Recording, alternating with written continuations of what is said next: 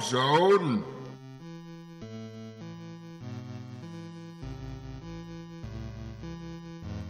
The Empire strikes back with multiple laser attack, Decepticon infiltration, stealing information, typing communications with recordicons, target massive sound wave stereo. I don't believe in a no-win scenario for an epic adventure, no retreat, no surrender. Cleaning up the city with Mayor Mike Hagar, clashing with the Foot Clan in the shadows of the streetlights, spotlights, bright lights, and if you got a new pet, don't feed him after midnight. Cruising on our bicycles, we never say die. From the attic to the basement, uncovering the secrets with the power bracelet. Ryu and Ken style, kicking it on the pavement, 88 miles per hour, we out of time. Meanwhile, at Warp Zone.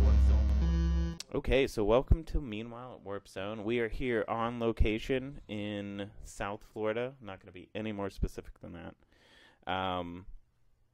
It is just me and Josh. Carey could not make it. He is via Skype or what have you. I don't want to plug anybody.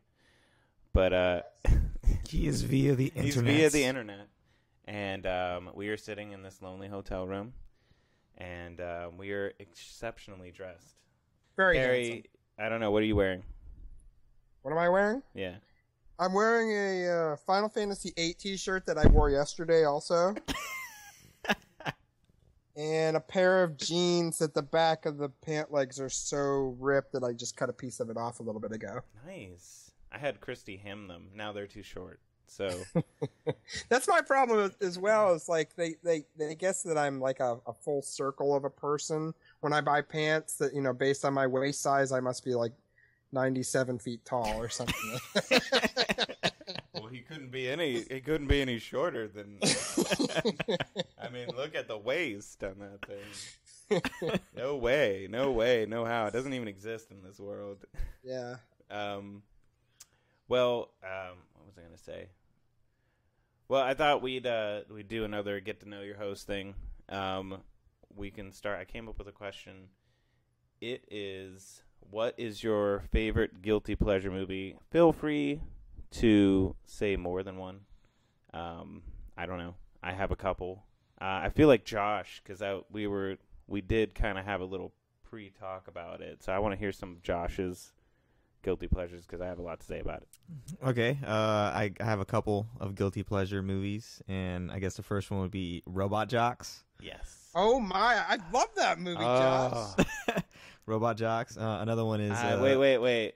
Don't go. You know on that yet. we need to talk about that for a minute. Yes, we need to talk about Robot Jocks. Let that sink in for a second. Yes. I believe they even made a sequel to it. I think you're right. I but think, yeah, I've never seen it. Though, is it the same main character?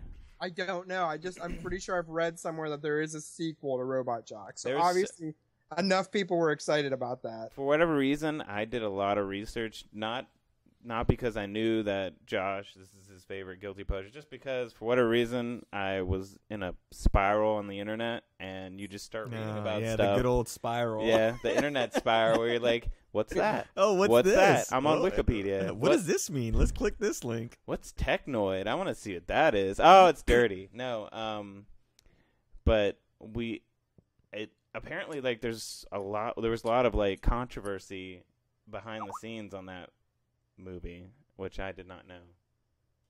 And what's the controversy? It was like the writer and the director. The director was like this horror movie director, and I'm gonna look him up real quick because he's well known, like culty, but he's not like super well known. I'm just gonna type in RoboJocks, and I was with an X, right? I'm not crazy. Robot Jocks, yeah. Well, Josh, I want you, while he's looking that up, tell us about like. This is your pick, so I want to hear your childhood memory of this movie now. I just thought the movie was so awesome. Like, I just remember watching it whenever it was on TV. It's like, this is the best thing ever. It's never gonna get any better for me. It's never. This is the top of the hill. Like, this is. We crested the wave. It was the most coolest thing, and I just like I'm getting like vague flashbacks of like certain scenes, and I think one of I could be wrong, but the scene that sticks out to me the most, and I thought it was the most hilarious thing, was when like the two jocks are like trash talking each other, and like the one jock says to the other guy, "I kill you dead." Was that the Russian guy? It was the Russian guy. It was the Russian guy. Classic 80s Russian Yes, I kill you dead. I kill you dead. And me and my friends used to say that all the time to each other, Oh just my like gosh. laughing. I kill you dead. Oh my. You know that I won't drag this out just so that we don't turn this into a 2-hour podcast. Maybe we don't talk about G.I. Joes and we just talk about RoboJocks all day. I have no problem with that. Go ahead. But I have the exact memory of when I've seen that movie for the first time because it was a terrific weekend for Carrie. But here, this is gonna sound crazy. I was at my aunts and uncles staying with my cousins. I want to say they were living in Washington, D.C. at the time. So this was my trip to Washington, D.C., staying over with them. And we went to the rental store, and I found 2 movies to rent for me. One of them was Robot Jocks, and the other was The Wizard. Yes. Both movies for the first time, watching them back to back. That was like, I pretty much shaped who I am as an adult. It's like a perfect storm of nerdism. Just wonderfulness. I'm like a kid that likes to play video games and just waiting for a mech that he's allowed to ride in, essentially. Daddy, what's in my pants? I just watched these 2 movies and there's something in my pants now. I made a voice. I'm sorry. Stuart Gordon. He's like a cult horror movie director. And apparently the writer was like very uppity, and he's like, "This is a serious movie, and you can't just like do stuff." It was I'm super paraphrasing it, but it was something where he was like, the writer felt very entitled to certain things, and I was like, whatever. This movie's a robot movie. There's nothing to this, and apparently there was a lot more violence, like a lot more innocent people, like when it landed in the stands. I don't know if anybody remembers that. Oh yeah, yep. It crashes and then A lot more blood and dead civilians that were shot, but not put in the film because they wanted to make sure to make it, PG or PG-13 or whatever they made it. And I mean, unless I'm mistaken, it was a direct-to-video, wasn't it? Yeah, I think so. And just terrific. I love it was at that time in history or a film that you just went to a video store and said, "Hey, this cover looks fucking awesome." Yeah. I really I kind of watch miss this. those days, honestly, Yeah. because I've watched a lot of like B movies that were just terrific, like in that vein. Yep. I have no regrets. Now it's like I only watch things that like are like shoved down your throat by Oh, advertising. and I miss all the good stuff probably. Yeah. Right. Yep. And I mean, sorry to move on from RoboJocks. We could spend hours on RoboJocks, but What did Josh? I know. Did he have more on his list? Oh yeah, I got go ahead. I You have go a ahead. You bunch. finish yours. I have a bunch on my list. I'm Finish yours. not gonna go through all of them, but, Well, but the next. Josh, they're not all going to be robot jobs. Yeah, they're So- definitely not going to be all RoboJocks, and I know Carrie's not going to know one of them. So go ahead and say. The next one I would have to say is the Guyver. Oh my gosh, Guyver. Yeah, the Guyver. And Guyver 2. Yep. Something Guyver 2, and there's a colon in there. I don't know. And I have watched those movies, but I can't. They didn't really Dark make an Hero. impact on me. I You don't know what didn't- happened. I remember I was like 12 or something, and it's just a horrible. Like it's like, hey, we're Power Rangers. Wait, we're R-rated. There's Yeah. violence. Hey, this guy's head just got cut off. That's Wait kinda a minute. stuff. Was that a tentacle? I think that might be. A tentacle. Oh, it's going right in there. Oh dear. No. But then they did come back and they made. I think the second one's PG-13, but it was. I'm sure everybody knows who the main character. You know who the main character is, Carrie? No, I don't remember. David Hayter. Is it Hayter or whatever it is? The guy, he's like, he does the Metal Gear Solid voice. He's Solid Snake. I love the Metal Gear Solid voice. I know, he's awful, but I love it. No, I love it. Everybody complains. I love it. I have no issues with it. I can't believe this. I don't know. I can't do it. But he's like super like he's the only like voice actor that's actually starred in a game and then beat the game on his own time. Right on. Like, I have so much respect for him, it's not even funny. So many people have probably never even tried their video game that they're in. Oh, Oh all yeah. the time. Oh yeah. Fuck those guys. I have a really good story that I can't share because of a not an agreement that I've signed, but an agreement that the friend that told me the story signed. I can't. It's directly related to voice talent. That's what I'm saying. Like, A, individual did, B, douchebaggery equaled C, result of the broken relationship kind of thing. Oh, they're no longer friends. Yeah. I don't know what he's doing. He's doing movies and stuff now. Like he wrote a version of The Watchmen. Really? The only version of a screenplay of Watchmen that Alan Moore actually said was decent. See, I noticed you corrected yourself. You took the out of it that time. That's a sore spot for Watchmen people. It's not The Watchmen. It's Watchmen. I mean, I've been corrected by 97 people by accidentally saying it, and I know it doesn't have the in front of it. I just end up being a moron in saying it. I swear to everything that's holy, if somebody corrects me on that, I will punch them right in the throat. 'Cause what the hell? Shut up. What the hell? Shut the hell up. What if it's Alan Moore? I probably won't punch him in the face. He would beat your ass. Oh, if you touched him. you know what? And he'd beat my ass just on pure intimidation because he's weird. scary looking. He's got rings and beards and hairs.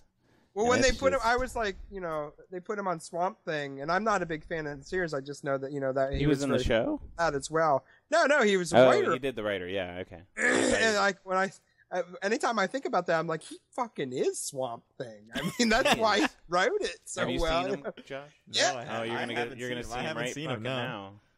He's There kind you of like a go. cross of Charles Manson and Swamp Thing. He's very burly, and he's got there's pictures of him I don't know if there's any more on Wikipedia. Oh, sexual assault. But Something he's got to tell you rings. guys- Look at these rings. And he worships like a snake god or something. You know that there's new Watchmen comics in the works. They're already out. He's not very. I They're don't think he's very They're happy. pre-Watchmen.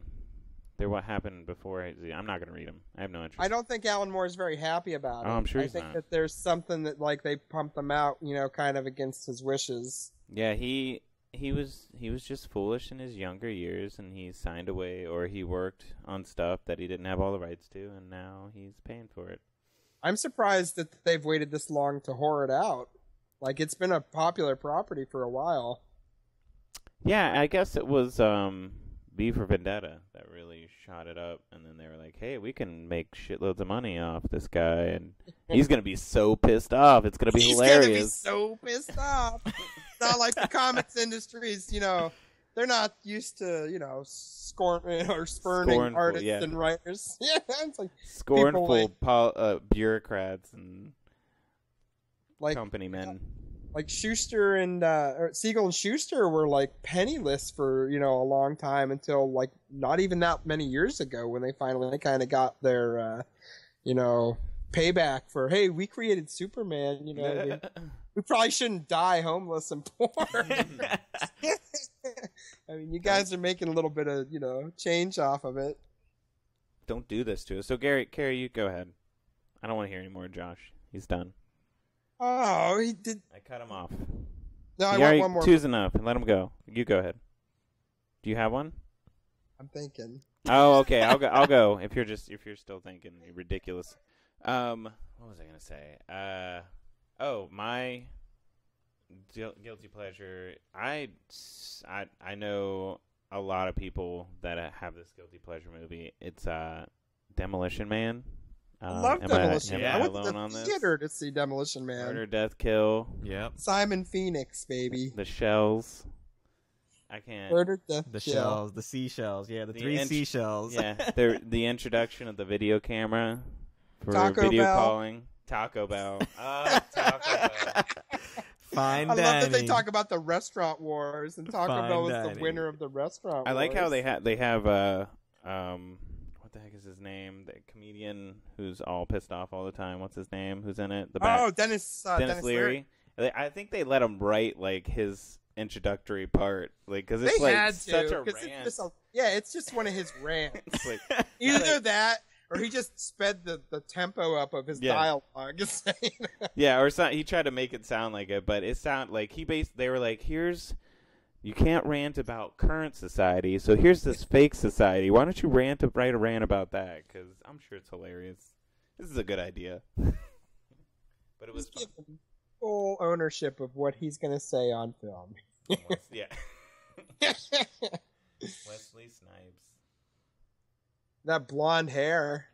Oh yeah. It was like a perfect storm of great choices in ridiculousness? actordom, acting choices. We got Rob Schneider, Sandra Bullock, and of course To be Wesley fair, Snipes. though, Rob Schneider's in it for 3 minutes, I think. I don't think he's in it that much. He was laying the groundwork for Judge Dredd. Judge Dredd. Thank you. Damn it. That would be one of my guilty pleasures for sure. I actually like the original Judge Dredd. I did too. Yeah. It's more comedic. I mean, the new one's awesome as well. I didn't see the new one yet, but I do plan to. Yeah, the new one's awesome. I forget about it, and when it's time to watch a movie, and I'm like, what the hell am I going to watch? I don't know what to watch. So I'm Googling, what's the best action movies of 2014? You've officially crossed into the dad zone. Yeah, you know what I mean? it's like, just so I'm exhausted. too dumb to know what a new movie is, so I have to Google it. All I know is what new Pixar movie's coming out. I have no idea what's coming. I know what the next stage of this is, Scott. You got to watch out for this because I recall as a little kid going to my uncle's house, and they had. You remember back in the day when you had the recorded VHSs of movies that you recorded off of television? Of course, yes. My grandpa had hundreds and thousands of them. It was great. There would be ones instead of writing their names on them. Well, I think they did write the names on them also, but it would have the title of the movie, and then it would say something like "Shoot 'em up" or something like that. And it was that was the legend for my uncle, so he didn't have to oh, what the fuck is this? You know? Oh, it's a shoot 'em up. I go with that. The title is irrelevant. Yeah, I know. Commando. What the hell am I going to do with this? And that's really what it was, too, because I think the one that was wrote on was Cobra. Same era, exact same, time frame, but it was Stallone instead of Schwarzenegger. I've never seen Cobra, but I've seen, a million posters for it. Yeah. And that sticks in my mind. Just remember seeing those labels and, having, the category shoot 'em up and stuff like that. It was awesome. That is so awesome. My grandpa had them tucked everywhere. You go in his sock drawer and there was 3 VHSs, and those were the pornography ones. But we still watched the hell out of them. I mean, it wouldn't be Christmas otherwise. Hey, Grandpa, we're here. Where's your sock drawer? Scrambled porn for us. Well, and the funny thing too is I remember making mine, and I was super adamant to do it perfectly. Oh, no commercials in there. You know what I mean? It's because when I was doing it when I was a little kid, it's I want this to be the perfect copy after for rewatch. And also though, you remember they had the 3 settings on it. I think it was SP, SLP, and EP or something like that. Yep. And then I was like, well, of course I want to put 3 movies on this. Why wouldn't I? So, all the ones at my house had 3 titles on it. Which would be what? SLP? Super long play. Super long play. Yep. Is that what it stands for? Yes, that's what it stands long for. play, extended play, and super long play. Yep. That's crazy. Hold on, give me a second before you start over. Think about it. I'm trying. I don't know why I'm drawing a blank. Because the thing about it is the ones you're picking, I don't consider guilty pleasures. I would wear a T-shirt saying I watched that fucking movie. Here's the thing. I'm a little more. My guilty pleasure is gonna have to be something, and I'm using this as an example. It's gonna be I've watched Sister Act. It's gonna be. Hell yeah, Sister Act is awesome. Yeah, she brings that church around. And makes everybody maybe Ladybugs or something. Ooh, Ladybugs. I don't think I can do Ladybugs. You didn't watch Ladybugs? Oh, I've seen it. I just don't want that to be my choice. What about dude? What about the peanut butter solution? Oh my! That movie's so weird. Goodness. I do remember the peanut butter solution. That fucking hairbrushes freaked me out. Yep. And then I watched it again when I was in college, and I'm like, this movie is awful. Yeah, just just the worst thing. Why was I ever freaked out by this movie? What was I, like a fetus when I watched this? How could I be so scared of something like this? Okay, I have a weird selection to make now. I don't know if this would be a guilty pleasure or not, but I don't even know the name of it. So maybe you guys can help me figure out what it is. The entire movie is about basically wintertime in this area where like all these kids kind of like group up to play in this like, you know, field that, you know, is just apparently just covered in endless snow because they build like a snow castle that is like the size of a real fortress. You know what I mean? Like they build this big snow castle that is like stories high, and they have like, you know, drawbridge and all that to it. And like half the kids build the castle and, you know, man the castle, and then the other half of them like converge on it and like have these different things to attack the castle. Like they show up with like stuff to like knock holes in the wall, and it's just a crazy ass movie that has no point other than it's an hour and a half about a giant snowball fight. I've never heard of that. It's amazing. So I hope we can figure out what it is and we can all watch it. I'm literally Googling some keywords that you gave me because I wanted to say that it might have been like... is it the dog who stopped the war? I think it is. Oh my god. Because I think that the conclusion of the movie ends because somebody makes part of the castle collapse on one of the people's dogs. And it gets killed, and he dies. Holy cow! It seriously is like a warring faction of kids. Like it's like super intense at parts. You know what I mean? Like it's like Lord of the Flies snowball style. Let's see if we can see some pictures of this thing. Okay, I'm getting a lot of frozen pictures. You got to go back and type in the dog who stopped the war. See if you can find a trailer for it, Scott. The dog who stopped the war. Took a really long time for it to guess that. And I think it was dubbed because I think it was originally it's French Canadian. Quebec's. You watching a trailer? Okay. We're looking at stills on Google Images. What it is. I'm watching a trailer right now. Watch the trailer.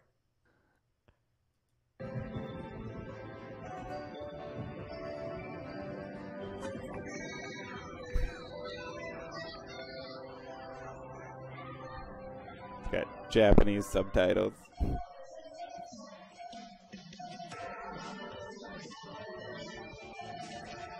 don't know what is happening. That sounds so terrible. That sounds awful. I'm so glad that we figured out what it was. I'm gonna have to watch this sometime. Yeah, I want to watch it too. I want to watch it now, man. This is great. Guess what pops up? The peanut butter solution. The peanut butter search solution. results. They're like twin movies. Yeah, they're best brothers. The Dog Who Stopped the War is 84, and and Peanut Butter Solution is 85. I mean, it's in the same kind of vein of weirdness. Do you remember that the Asian kid that was in the peanut butter solution was the Asian kid from Goonies? Short round. Oh, yeah, really? And they like lay into him. Like the dad is laying into like let's just make fun of the Asian kid. He's like, he comes over here all the time, he's eating our food, stupid Asians. I'm like stupid Asians. And it's the dad, it's the mom, everybody who's like house he goes to just like lay into him throughout the whole movie. I don't remember it. I don't remember it that well. I don't remember that well. That was like my overwhelming like takeaway when I watched it as a adult. I was like, holy crap! They really give that Asian kid the business. Business. I got good old fashioned accepted racism. Josh has got one. I got another one. Mr. Boogedy. I don't know Mr. Boogedy. I never seen it. Oh, you guys never seen Mr. Boogedy? No. Oh man. So we have nothing to talk about. Why'd you even bring it up? I complete fail. You're the worst. You're never gonna be on this podcast ever again. I have another guilty pleasure, and I have to talk about it because it is just so amazing. Because I love the movie so much. And it's The Long Kiss Goodnight. Has everybody seen this movie? I love The Long Kiss Goodnight. Oh my gosh. It makes me sad when people don't love that movie. I haven't seen that movie. Josh, Jeez. I remember you and Carrie telling me to watch the movie, and it's one of those movies on my list to watch that I haven't think watched about yet. it, and it just makes me happy. Okay. Like the body count in that movie, It's pretty terrific. it's in the it's in the 50s. I'm sure it's above 50 people that get shot up by Gina Davis, but not only Gina Davis, great, but Samuel L. Jackson. Holy shit! The last time we were together, Carrie was telling me to watch it, and I just put it off. It is.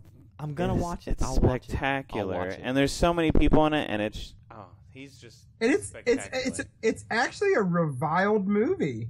reviled. Like nobody likes it. It is hated. That movie is Really? like it's considered a commercial failure. Like they say that it killed Gina Davis's career along with Cutthroat Island. They say all kind of negative stuff about it when you read about it. But I thought it was a wonderful movie. They never saw the movie. That is my only explanation for it, because it is hilarious and it is action packed. Yeah. And it's just. I mean, it's really. It's not got meant to everything win a awards or action anything. movie. It's just it's just what it is. It's just an action movie. It's a great action. It's a great action comedy. That's all it is. And they don't withhold anything. And there's just messed up shit that goes down in that movie. But then there's like Samuel L. Jackson, and he's wearing 70s getup after 70s getup. He's like dressing like he's Shaft in this movie. They're like Samuel L. Jackson. He's like, shut your mouth. And he is so it fits him in just the wrong areas. Like he's wearing like the cabbie hat, like half the movie. like one of those like newspaper boy hats that is all green and suede. And he's favorite part of the movie, suede pants and a sweater vest. Yes. Favorite part of the movie is when you think Samuel L. Jackson's dead, and just when she needs help, it makes like that, sound effect / guitar riff or whatever, like in a band, you know what I mean? It had a lot of that. There's a lot. All of a sudden, he's behind the wheel of the car, and he just tears off and saves you the day. You can't kill me, motherfucker! You can't kill. I think he actually might say that in the movie. He does. He does say that. And all right, don't tell me anymore, because I really want to see this. And he's movie. got he has blood coming out of his mouth, but it's not just like blood; it's like bits, like blood bit, and I don't know if it looks like he's like coughing up like blood bits. I don't know what's coming out of his mouth, but it's like blood in a bunch of chunks. And I'm gonna try not to ruin it too much for Josh, but I have to address another part that he's in. Oh, absolutely. You remember? And I'm gonna be vague on purpose, Scott, so don't say the details I leave out. I love when he's on that. He's getting interviewed at the end of the movie. So, can you just tell the joke? Just tell the joke. I don't know. Should we tell the joke or should we not? You tell it's the joke, fine. because I know the joke, but I don't have the wording correct. I might not be able to tell exactly right. I don't know the question. I'm always. He's like, I don't know what the question is, but he's like, it's about women, like how he talks to women, and he's like, I'm always frank and earnest when I'm talking to women. I'm Frank, and in Chicago, I'm Ernest. And in New York, I'm Frank, and in like Los Angeles, I'm Ernest. He's a player. I love him. I'm not doing it any justice. Okay, whoever's listening to this podcast, definitely go right now and buy, Long Kiss Goodnight in whatever $2 bin at Walmart it's at right now, unfortunately, and watch it, because it is literally delightful. Delightful is the word I would use. We know who else is in it that I love his character too. Is the guy from Brian Cox. He played Stryker. Yeah, Brian Cox. Yes. He plays Stryker in the second X-Men movie, and he's wonderful. His character is wonderful. He is a nutball in this movie. He's like, honey, your dog has been licking his ass for 1 hour. This is picture like this surly old man. There's a surly old man looking at this dog that's licking its ass, and it's sitting on his wife, this old lady sitting there, and this dog's just licking. And then go ahead, Scott. I just had to set up. Your dog has been licking his ass for 1 hour. Whatever is in there is either gone for good or there to stay.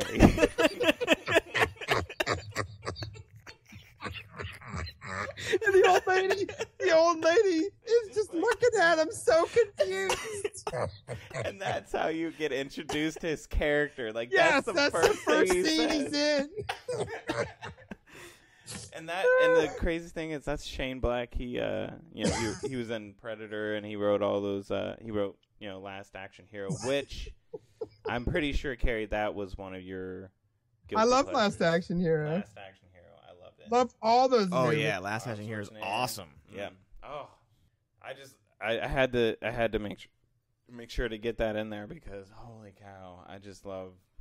Like, if there's a petition to I don't know what it would do for the movie, but I will sign whatever. Make petition. a sequel. Make a sequel. If they put Long Kiss Goodnight on the petition, I don't care what else it says. I will sign it because Scott just gives power of attorney over the Long Kiss Goodnight has power of attorney over all my assets. So, okay, well, I feel like it's been 20 minutes into this podcast, so we should probably talk about what we came to talk about. And Josh, what did we come here to talk about?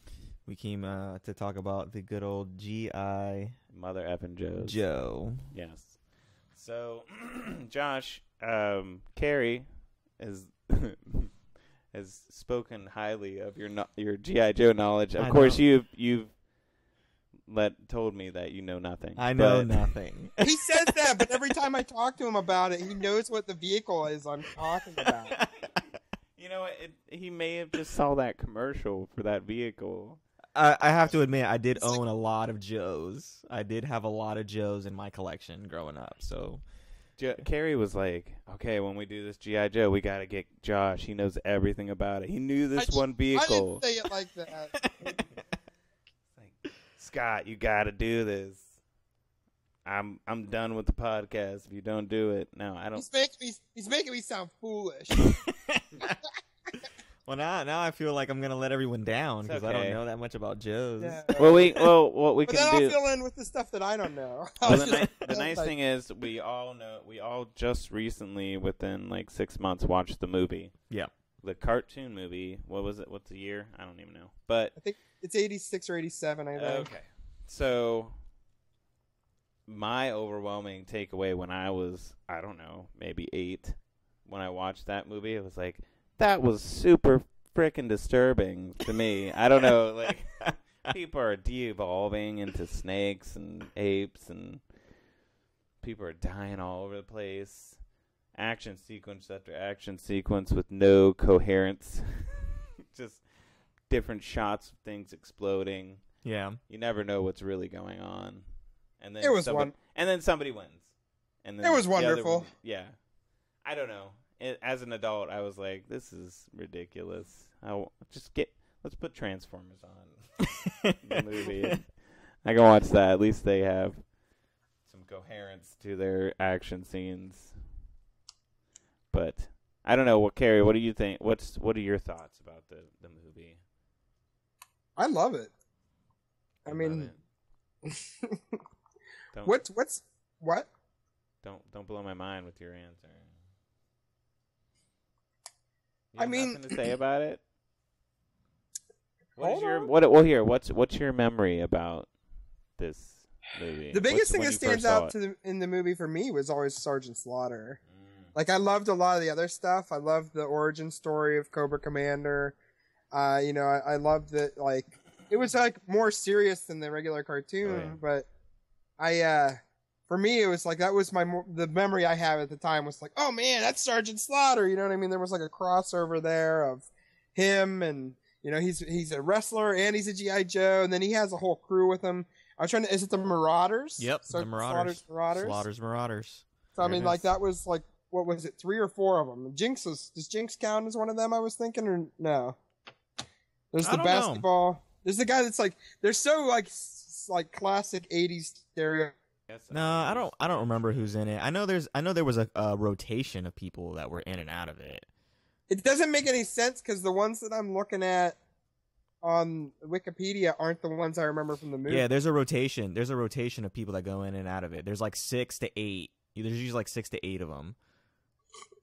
I kind of think it's funny that they always held up Sergeant Slaughter to be some beefy dude because I'm looking at this picture of him on Wikipedia, and he's kind of a porky guy. Yeah, you know what I mean? really, It's like yep. they don't make him appear that way in the cartoon, but the wrestler, I mean, it's like standing, this pile of crap next to this chiseled dude in a cartoon. You know?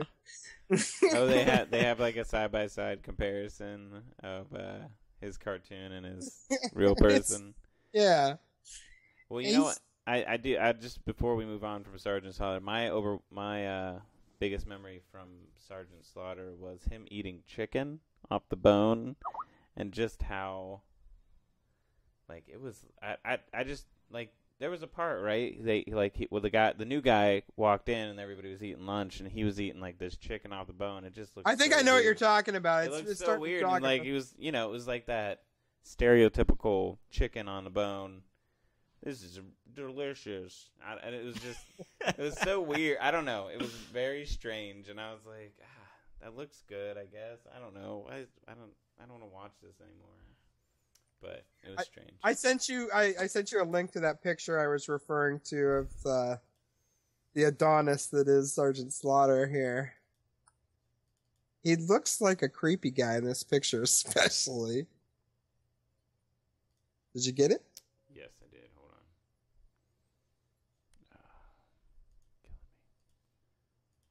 on. Oh, the G.I. Joe wiki. We're trying real hard to be real. It's taking forever for it to load on his computer because he has so many pop-up blockers and ad blockers and image blockers. I'm also talking to you and sending you our video because apparently that's necessary. Yeah, it is. It's totally necessary. I'm going to stop it and Uh-oh. I messed it up. Oh, I have MP3 Bear still up. What are you doing? What am I doing? Alan Moore. The dog who stopped the war. I got to keep that up because I love this picture of Sergeant Slaughter. I'm totally putting it on the screen for the YouTubers who are going to watch this because I'm telling you, it's literally ridiculous. Delightful. Like this makes my. He This looks makes like the he podcast. should have a dot above his house and a certain website in this picture. This is my garage. I shot this in my garage. Kids, don't trick or treat at that house. We don't go to him. We don't go. I know he dresses like Patton every year. We don't go there. We don't go there. Oh, he's yelling. He's got his whistle. Go. I'll distract him. Oh, he's winded. He's not going to chase you too far. I can always outrun him. It's okay. He can't run and blow the whistle. It laps. Sergeant Slaughter. Okay, but I don't know. How old were you when you saw the G.I. Joe movie? I mean, it would have been probably immediately after it came to video. I don't know if it was released in theaters or not. I know the Transformers one had a limited theater release. I'm guessing that this one probably did too. Did you guys know that they actually changed the movie around based on like the, successes and the things that were, downfalls to the Transformer animated movie? No. What did they change? What was the downfall to the Transformers? Duke was supposed to die, just like Optimus died in the Transformer movie.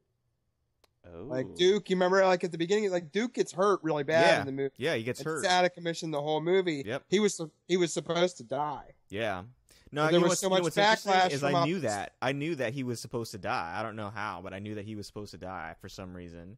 The backlash from the Transformers movie with Optimus Prime dying was why they changed it to him just like, being injured instead of killed. That's very... Yeah, from Serpentor. Serpentor throws his snake spear at him, and he's supposed to die from that. Yep. And that's supposed to be it. No more Duke. Yep. Wow. I didn't even give a shit about Duke either. I didn't either. I would have been completely fine. Yeah, it would have been completely fine with that. My attachment to Optimus Prime was so much stronger than it was with Duke. It's like, Duke too. I like Snake Eyes. Snake Eyes. That's exactly what I was going to say. If they killed Snake Eyes, that's when I would be up in arms like it was Optimus Prime. I would have fucking rioted that place.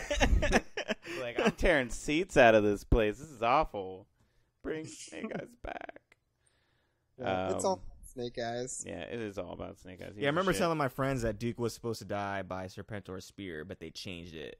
And none of my friends believed me. They were like, no, we don't believe you. I was like, all right, Kids whatever. were jackasses when Like, we were whatever. we were They're just like, you're just making that up. we were all just a bunch of assholes. Like, you're a kid, you're an asshole. I'm sorry. I love my children, but when I think back, I was the biggest douchebag in the entire world. Like, You still are. Still, I know, and It was like enjoyable through a child. You know what I mean? It's like Yeah. it turns out I kind of like being an asshole, and now I'm just keeping it going. Just keeping it real. Did I tell you guys about the pie chart that I saw one time for G.I. Joe? I might have heard No, about it. Say no. it again, because Okay, so there is 3 divisions in it. It's split down the middle, and then the right side is split down the middle. So it's a 50%, a 25%, and a 25%. And 125% says blue lasers. One pie piece says red lasers, and then the final one says, the 50% one says knowing, because knowing is half the battle. we're I looking at it remember right just now. staring at it for like 3 minutes because I was like, "This is wonderful." I'm so glad somebody made this. It's wonderful. It really is wonderful. Because those PSAs that they used to do. Yes. Duke. Now Duke you used to know. do the, yeah. And Duke. knowing is half the battle. Have you guys seen the spoof PFAs they do by dubbing the voices over what they're actually saying? Who is it for, like, cartoons and stuff?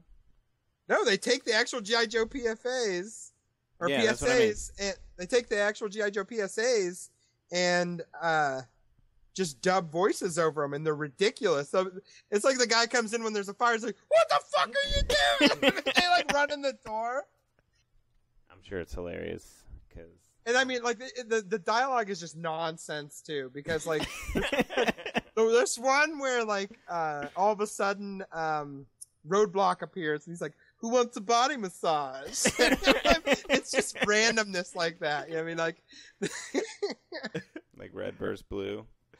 I mean, it's the same vein. I'm sure. I've never actually, believe it or not, I've never actually watched Red vs. Blue. I watched like But 5 minutes of it. And Yeah, I just same couldn't here. I couldn't do it. I'm sorry.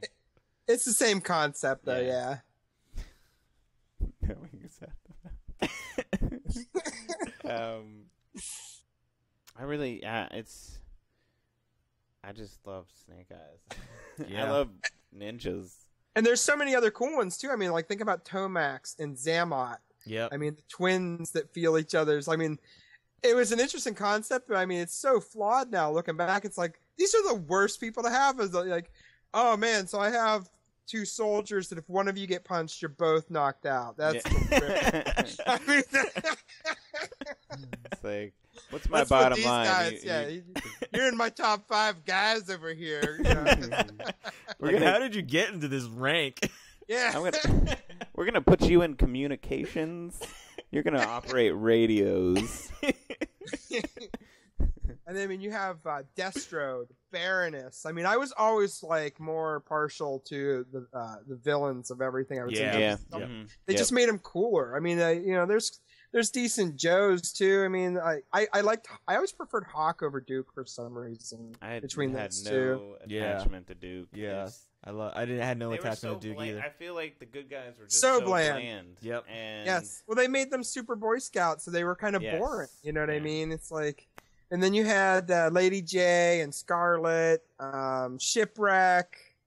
I'm trying to think. it was only like when in the movie when Sergeant Slaughter, because they were kind of douchebag good guys. Yeah, They finally and he- had some dimensionality to them that I could kind of get on board with them. And that's the thing is like too many of the good guys were like just too perfect. You know Yeah. what I mean? Like they were boring in that Mhm. regard sometimes. But that's what I guess Snake Eyes was cool because he had his his mystery. He didn't Yes. speak. You know what I mean? That's something that's like he was so cool and he didn't even talk. He's like the Yeah. Boba Fett of GI Joe. I mean, No I know Boba rocket Fett talked, pack. but he's got like Yeah, Mystery phrases Man. in Star Yeah. Wars, the whole Mystery Man thing. Oh yeah, no, yeah, he was. Yeah, mystery is definitely good. I mean, Josh, did I leave anybody out that you'd like to address? I just wanted to make sure. I mean, there's so many other cool ones. I mean, Dr. Mindbender. Yeah, there's so many cool ones. And, to be honest with you, I don't remember that much of the cartoon. I remember, like, blips and, like, certain, like, just flashes. But most of the stuff was just collecting the Joes for me. It was just, was just figures. And it was always the Cobras. I completely forgot about a very important one. The Dreadnoks, Zartan, and Monkey Wrench. Who else was there? And then the brother and sister. It's Zorana and Xandar. And I mean, they were like the punkers of the Cobra crew. You know what I mean? That's that's the cool thing. Is like even within them, they had different factions. Yeah, my favorite Dreadnought was actually Road Pig. And, like, I actually had all the not all, but, like, I had quite a few variations of him as an actual Joe figure. I just loved him. He is crazy. I just like personality. Is his sledgehammer like a cinder block? Does he have like a cinder block on a freaking? That's awesome. Yep. Do you guys remember? He made me think of something else. Do you guys remember the Nintendo games? Because Road Pig was a boss on one of the Nintendo games, I do believe. I don't remember that. What? Oh my god! If you guys was it on Nintendo? There's 2 Nintendo games for G.I. Joe. If you guys have not played these Nintendo games, these are amazing games. They're really well made, and they have everything in it, man. There's even the Buzzsaw vehicle. You remember the Buzzsaw vehicle? Yep, I had that. You get to drive that thing. You get to roll that sucker up walls and on the ceiling and stuff. What the heck was that called? There's G.I. Joe, Real American Hero. Man. Real American Hero is the first one, and then Atlantis Factor. Yeah, Atlantis Factor is the second one. Check out trailers for that. I mean, it's amazing. They're terrific. You get to pick Snake Eyes, Gridiron, Hawk. I mean, you can be different people. They all have different attributes and powers. I really loved and I hate to bring it back to Snake Eyes. I really loved the sword and the gun combo. I think that was... Oh, yeah. And I thought... And you know what? Even though... I know we're not going to talk about the live-action movie quite yet, but even though it was such a dud, I feel like that he was still kind of cool with that gun and his sword. I thought it was still kind of cool. They did okay with him and Storm Shadow. I didn't like the lips on the Snake Eyes costume because that made no sense to add those to me. I was like... It's a ninja mask, basically. That's why it's flat over his mouth. You know what I mean? They love to add no lips. idea why they decided to give like rubber lips on his face. Gots to. Did Joel Schumacher have input on the Snake Eyes costume? Nipples and lips. My next one's gonna have a big floppy penis on the front. Oh nope, that's just his penis. I'm sorry, guys. That's not even a costume. He's just naked. But one thing I did, like, it was very, like, I always noticed, and it was super, I don't know why it annoyed me so much, but nobody got killed in the TV show, and everybody punched out at the right time. Everybody jumped out of their car whenever it was the right time before it exploded, and their blue lasers and their red lasers flying everywhere, and they have little bullet casings for their lasers. Yeah. I want to address something with the lasers because I've recently watched the Transformers cartoon movie, and I want to say it's the same way for the G.I. Joe stuff. If you ever notice in the battles, half the time they're not even aiming straight forward. They're like arcing lasers somehow. They're like pointing it like they're throwing a baseball that arcs, it goes up so high and then arcs back down. Like, I'm pretty sure a laser gun, if it really existed, wouldn't curve if you popped out in the air. It's going the speed of light. There's hardly a drop on those kind of bullets. They're actually tracer bullets. They're not actually lasers. Are they really? I don't know. I don't know. I'm just making it up. No. That would be a good explanation to why they have casings. They're all tracers. They're just using tracers, blue and red tracers. We just really like the way it looks. It looks like fireworks. Then we can shoot each other, but still be happy about it. Yeah, so that was always like, I'm like, somebody's got to fucking die. I mean, like, and it's something my dad always told me because he was a military man. He was always like, in a big operation, you always got to expect a couple losses. And I'm like even when it was like 3. Even like, G.I. Joe? It's like, and so like that was always like echoing in my mind. There's no way they could possibly be shooting at each other this much and not kill one person. It's a I mean, mutual somebody's deadlock. gotta accidentally get killed. Mutual, like, he mutual. didn't even get hit by a laser. He just kind of tripped over some shit in the battlefield. It was a mutual infinite deadlock. And you know what? You talking about your dad for some reason reminded me of an occurrence with my grandpa, because my basic knowledge of the military was basically spawned from the G.I. Joe cartoon. So I remember like my grandfather talking to me about being in the military, and I think he was directly referencing a war that he was in. Oh my! And he's like, and I remember and I apologize for the not having a lot of facts here. I'm going from like a 5-year-old's memory, and I remember asking him directly, which one's the bad guys? You know what I mean? Because like I had this like good guy, bad guy concept of that's military. Somebody's the good guy and somebody's the bad guy. But I mean, like he's like, it's not really like that. You know what I mean? He's like, it's people that disagree. You know what I mean? He was like, it's not like, oh, they're the bad guys and we're the good guys. They think the same thing about us. You know what I mean? It's like, it's very insightful that he didn't hold back. I was very impressed I hate by to that get serious, well. but that's very like nice that he kind of gave you that alternate perspective, because people do in military like to say good guy, bad guy, and it's hardly. I mean, it's more like me and the enemy. It's not somebody who's bad, and I'm not going to get philosophical on you, but that's kind of funny that he said that. So I know that a lot of people, there's a lot of mixed feelings about the live action movies, and I mean, I didn't go into it with any high expectations that I was going to just be blown away by it or anything, because I mean, really, I basically had the Michael Bay Transformer movies and other things of the like to compare it to, and getting my hopes up for this movie. And I thought the trailer, was pretty cool. And then like, I was like, oh, but there's a Wayans brother in it. And it's like, I'm not trying to knock the Wayans brothers, but they don't belong in like a serious movie. Who was he Who did he play? Not that G.I. Joe's a serious movie or anything, but. Who did he play? Played, Ripcord. Yep. Ripcord. And I mean, he wasn't like one of the, like, Ripcord's not like some iconic character for me or anything either.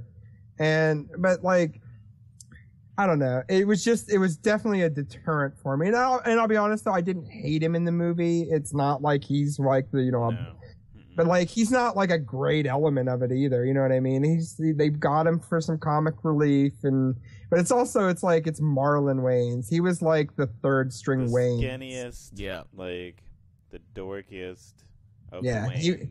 And it's like, what else is he famous for besides like scary movies and stuff? I mean, like just that ridiculous stuff. But I mean, then they put him in Dungeons and Dragons, that movie. Like that's something else in my nerddom that I was kind of excited for. And really? Terrible movie. The moment I saw that he was in it, I was like, not watching it ever. It's awful. I don't doubt it. I mean, I feel bad for Jeremy Irons that he was in the movie. Oh, Jeremy Irons. I love Jeremy Irons. He really tries hard to be like, I'm a really high-class actor, but I'm in a lot of terrible movies. He was in Die Hard 3. And that's a guilty pleasure for me as well. I love Die Hard 3. I love it. It's probably my favorite Die Hard, and that'll kill a lot of people. Shut the hell up. Dude, it's got Samuel L. Jackson with Bruce Willis bantering together. Hey, it's just as wonderful as the first one. That's my statement. It's just that's my order. I would go 3, 1, 2. And 2's terrible in my opinion. Don't even talk to me about 2 because but we can talk about 4. 2 was great. I haven't watched 2 with the fake bullets. Yes, I loved it. It's this magazine that means there's no bullets in there. Why would any terrorist organization have a magazine with no bullets? Because they're shooting at each other. They don't want to kill each other. You got to rewatch the movie, bro. Seems incredibly convoluted. We watched the movie, bro. Seems incredibly convoluted. They're on the same team. The special forces team that comes in to take out the terrorist group is part of the terrorist group. Like a big convoluted mess, and it's there's probably an easier way to go about when you watch the ending, if you ever watched it that long into I remember it, then you'll understand. He tosses a man into a turbine, which I didn't hate. Which was pretty cool. Yeah, I didn't hate that. I mean, it was ridiculous, but I didn't hate it. But they really, I like Live Free and Die Hard. But going back to the G.I. Joe movie, Marlon Wayans was definitely a downside to it. I didn't care for Channing Tatum as Duke either. Super kind of like, he was too pretty boy for the part, and like he did okay, but it's just, I don't know, it's just something about it. It's like I look at him and it's like douchey, you know what I mean? You just get that douche vibe from it. I also didn't like Brendan Fraser as Sergeant Slaughter. That was was a joke to me. Yeah, when I saw it, I was like, what? His voice sounds like a I child. didn't even realize that was the case. Was that he was really Slaughter? Yeah, look it up. Wow. Yeah. I knew he made a quick cameo, but I did not know he was Sergeant Slaughter. That's very. I don't know. I could be wrong, but I don't think I am. I actually kind of wish that they would have just had the portly Sergeant Slaughter of now be Sergeant Slaughter and just wheeze after blowing his whistle. Wheeze so hard. It's all those cigars. He's tried to run the mile again this year, and he's just been vomiting. I did a 5K like 3 years ago, and I almost finished it. You got to see full cast because it's such a short. Is it really short? Because he's only in the base. They show him for like 2 seconds, and then they show him again. It's really for like short. 2 It's like, man, Brendan Fraser needed some work because he's in this movie for like 30 seconds or less. The director is the mummy guy, the guy who did all the mummies. Ah, okay. So he's like, hey. Come on, guy, my kids are starving. I don't get a lot of residuals from this fucking Sergeant Journey Stone. to the Center of the Earth movies. Oh, Sergeant Sergeant Stone, not Sergeant Slaughter. Sergeant Stone. Oh, all right. Not as cool. Wrong, Josh. Not as funny, but whatever. So I'm wrong. You were wrong. I don't think Sergeant Slaughter's in here. Because he's an think he actual was person. But like, they did a decent job with like, I didn't care for Zartan like looking like an old dude in it, but like it was pretty cool that they did the whole master disguise thing with him. And the ninjas were pretty well done. I liked the origin story they did. Yeah, I like that story with, Snake Eyes being the kid that kind of gets taken into the the ninja dojo area faction or whatever you want to call it.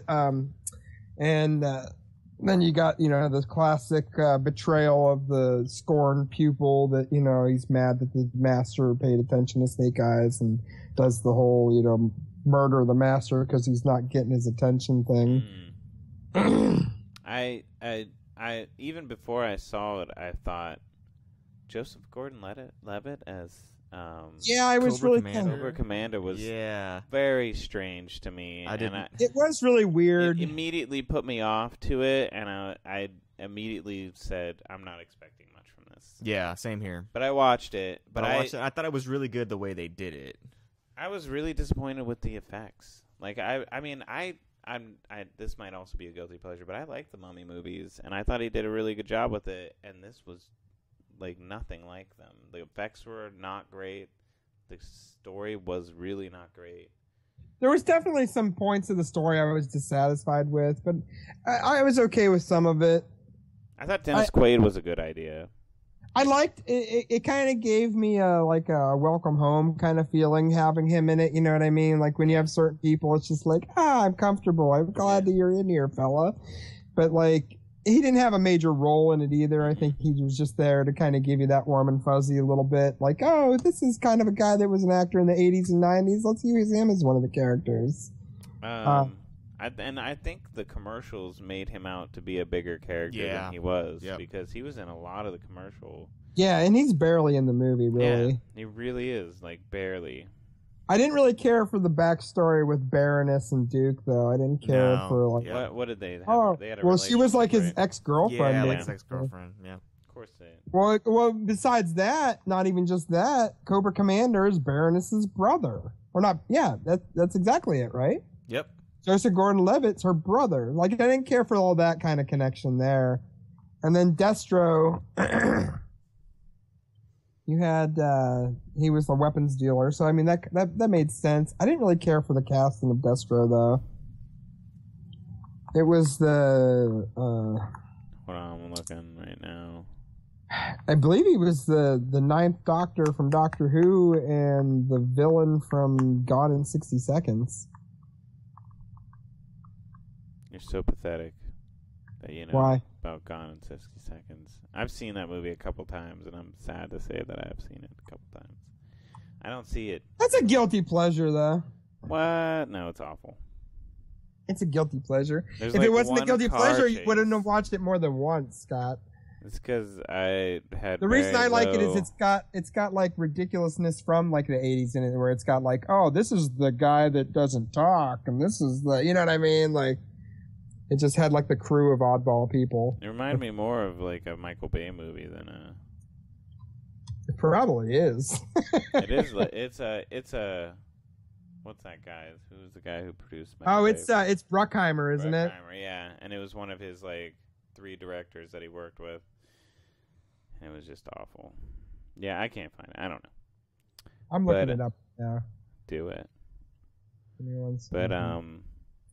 yeah, and Channing Tatum, I don't know. I don't even know how he is right now. but Channing Tatum's the he's- bad part of it He's for sure. uber bland to me. Yeah. Like he just Yeah. comes. He looks. He's like he is the male equivalent of a Barbie. Yeah. I Where see it's just like a nothing. soulless, like, my hair's real nice, but I I'm a have big puffy lips. It's beautiful.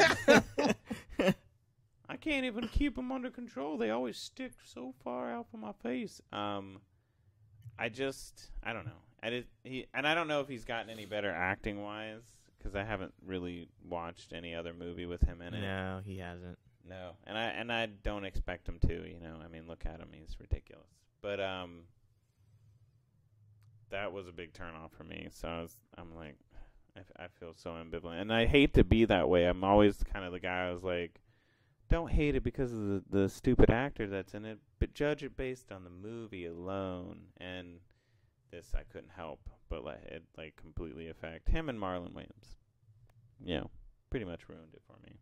So, I'm not as familiar with the G.I. Joe Retaliation movie as I am the first one, because I've seen the first one a couple times. I've only seen the newer one once, but it was okay. I mean, it's kind of the same quality as the first one, I would say. You know, I don't know. There might be things that are better, things that are worse, but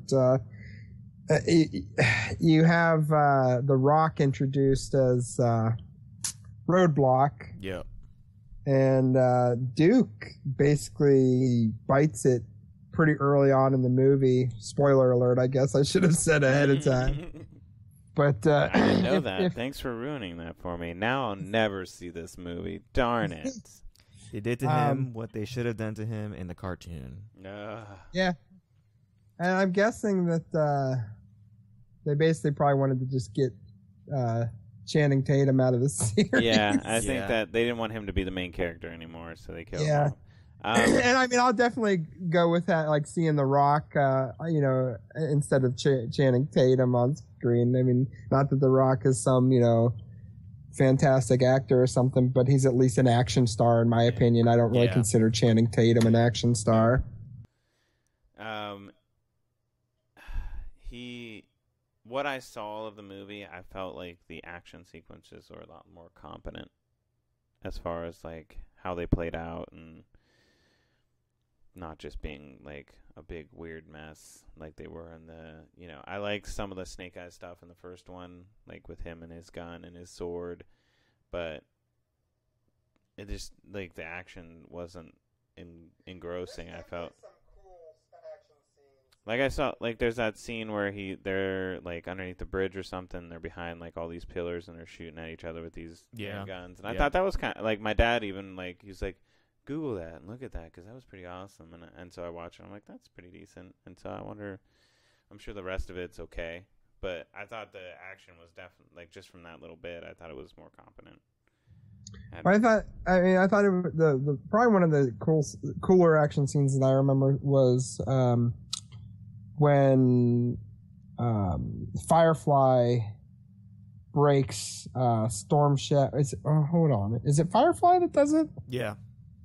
Okay, when Firefly busts Cobra Commander and Storm Shadow out of the super jail that they're in, basically. You know, they're in like these cryo tubes or whatever you want to call them, and they're like these chambers of water that they're in, and they got the mask hooked up to their faces, and one's got Cobra Commander and one's got Storm Shadow, and some dude just blows through the gates, and you know his motorcycle turns into the thing that, you know, blows up on the front of the building to let him in, and he's killing, you know, waves of soldiers on his way in, and even more after he gets in the building. And then, you know, he gets in and he releases Storm Shadow and Cobra Commander. And it's a pretty cool sequence. I mean, I'm probably describing it terribly because I'm vaguely remembering it, but I just remember it being really cool.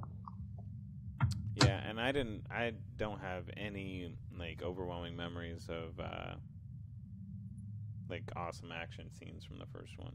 Like, nothing. Like, I even think, like, that underwater, when they go and, like, siege their underwater palace, I was like, this is garbage. So. Yeah, I think that's the thing. That's the sad part is, like, the second one probably had better action scenes, but it probably suffered a little bit more, like, it was probably a little more lacking story-wise. Not that the first one wasn't, but the first one was more about origins and stuff like that. But then, like, the action scenes were kind of lacking. I remember in the second one, too, the ninja stuff, aside from what I've already talked about, like, I remember, like, a cliffside, you know, sequence of events that's pretty crazy. Yeah, they're kind of, like, doing, like zip lines and crap. And it was that was definitely some, you know, pretty crazy, what's the word I'm trying to think? It was very action-packed. It was very cinematic and action-packed. Like, and that's all on the monk thing, whatever, with all the zip lines was really cool. Right on. And that's I think I was going for the word choreography or something like that, but I don't know if that fits or not. So just go ahead it was well choreographed, right? It was well choreographed. Yes. Yeah. So I think it, and that's all we really wanted. I mean, it's not like G.I. Joe was anything to speak of story-wise. It was we red need lasers something and blue lasers, baby. We just needed something that aged with us. You know, of course, the action sequences weren't great in the cartoon, but we need, now that we're all older, who used to watch the show, we need the action sequences to be good. And the first one wasn't that, and the second one seems to have, you know, made good on that, but I feel like it was too little too late, and that's why they're probably not gonna make another one, because I feel if they do that, the quality of it'll be bad. Like, I think it'll be like, you know, even less. It'll be like what Mortal Kombat 2 was to Mortal Kombat 1. Oh yeah, I saw that in the theaters, and it was both of them I saw in the theater. Oh, is that like a big foam monster? I mean, are we watching Power Rangers? They really did, like, follow the story, though. Like, they did, well. But they didn't represent it very well. Did not do well, though. It might as well have been like Power Ranger villains. Some of those. Yeah. It was. They followed it, you know, but they just did not do well. And so that's that. I'm with you. I mean, what they'll probably do in like a decade, they'll reboot it, and. You know what's funny is I feel like the reboots are like ramping up how fast, like, because like before it was almost like we gotta kind of like give it enough time so that it's not stepping on the toes of the previous. No, man, they're like reboot happy now because they're already talking about rebooting Spider-Man again. Yep. Oh my gosh! Yep. Because they're was not the happy. Second one that bad? Unless I'm mistaken, I'm pretty sure they've already fired Andrew Garfield. That's nuts. Yeah, and I liked him as Spider-Man. I liked him as Peter Parker. I think that they're trying to put the blame on the less success they had of the Amazing Spider-Man 2 on him, I think. Like, it was less successful compared to the first one, I believe. But I mean, it was a blockbuster of a movie. I don't know why they rebooted in the first place. I mean, yes. I don't know why it always is rebooted. Like, you can change the actor, but at least start with some new storylines. I don't need an origin story every time. Yeah. I mean, that means that you skip over, like, that's where I'm happy with what they're doing with X-Men, because, like, it's not a freaking reboot every time. They're just doing other storylines. Like, do we have Days of Future Past? Now we have, Age of Apocalypse looming. And I wish Marvel was the one handling that, but I'm just glad that somebody's not doing an origin story over and over with some of these properties. Right. Yeah, just because the third one was awful. I mean, granted, it was not as awful as Spider-Man 3, which at times that's an award winner for terrible. At times, I was uncomfortable watching it. Like, I'm like, this is and like the thing watching for me a is, baby like, get slapped in the face. I can't even, like, I feel uncomfortable. I feel like I should say something. I need to call Warner Brothers or whoever produced it and be like, this is awful.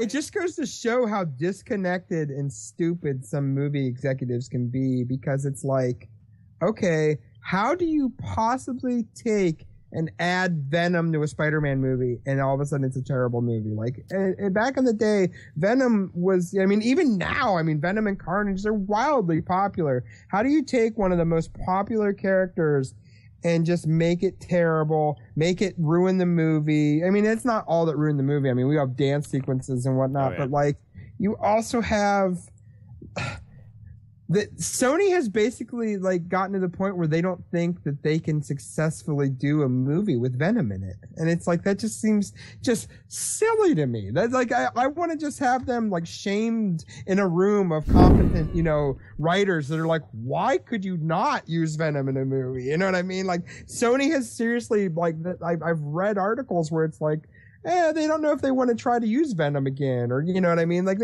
it's just maddening to me. I can't believe it's like they don't see the awesomeness of the character. They see numbers. They see Yeah. reactions. They see an awful representation of him on film.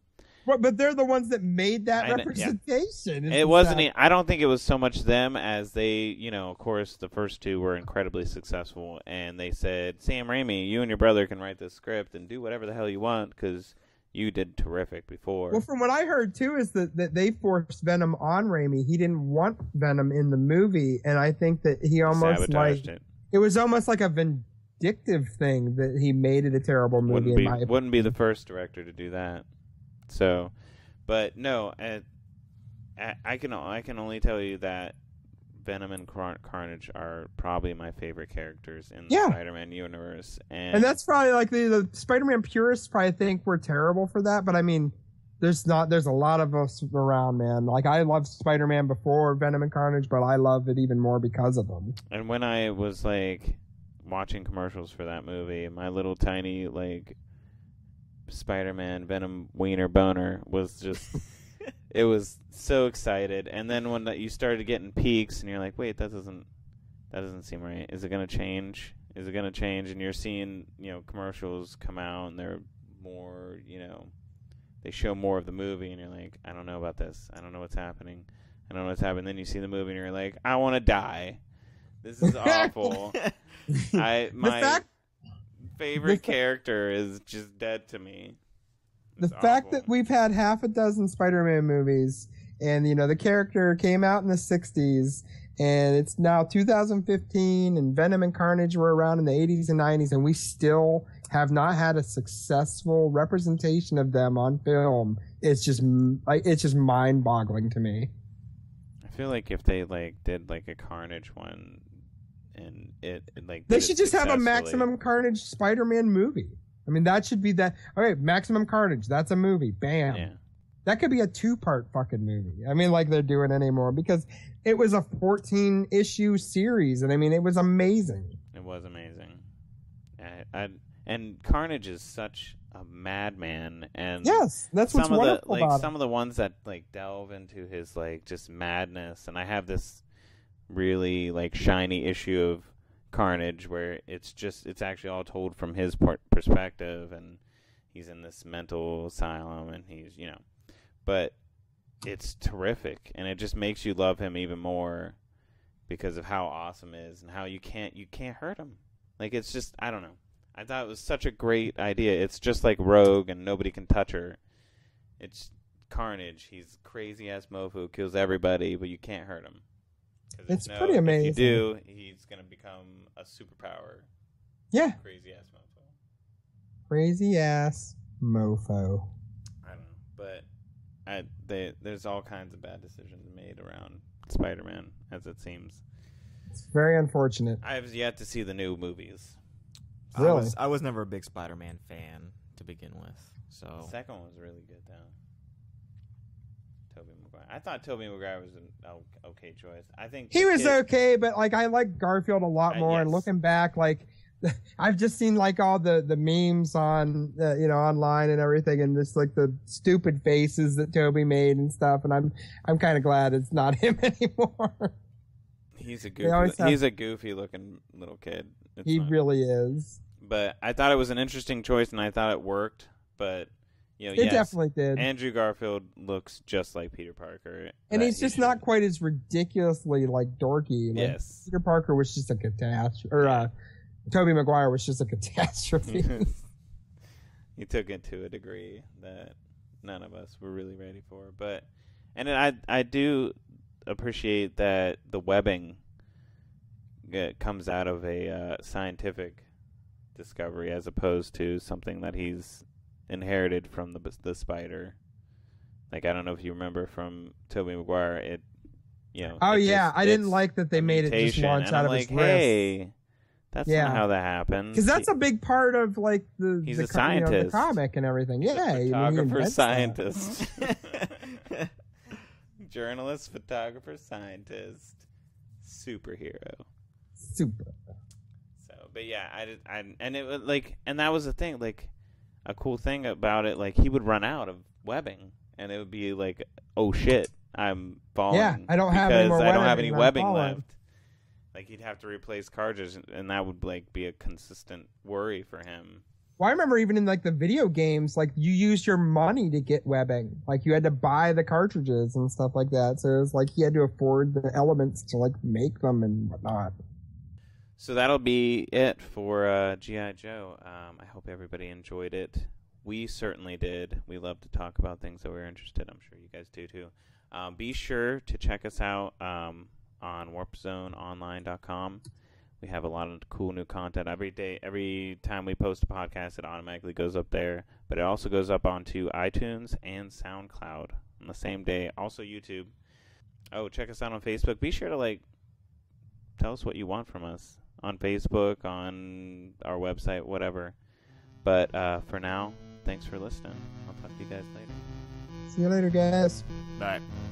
The Empire strikes back with multiple laser attack, Decepticon infiltration, stealing information, tapping communication with Recordicons, target massive sound wave stereo. I don't believe in a no-win scenario for an epic adventure, no retreat, no surrender. Cleaning up the city with Mayor Mike Hagar, clashing with the Foot Clan in the shadows of the street lights, spotlights, bright lights, and if you've got a new pet, don't feed him after midnight. Cruising on our bicycles, we never say die. From the attic to the basement, uncovering the secrets with the power bracelet. Ryu and Ken style, kicking it on the pavement.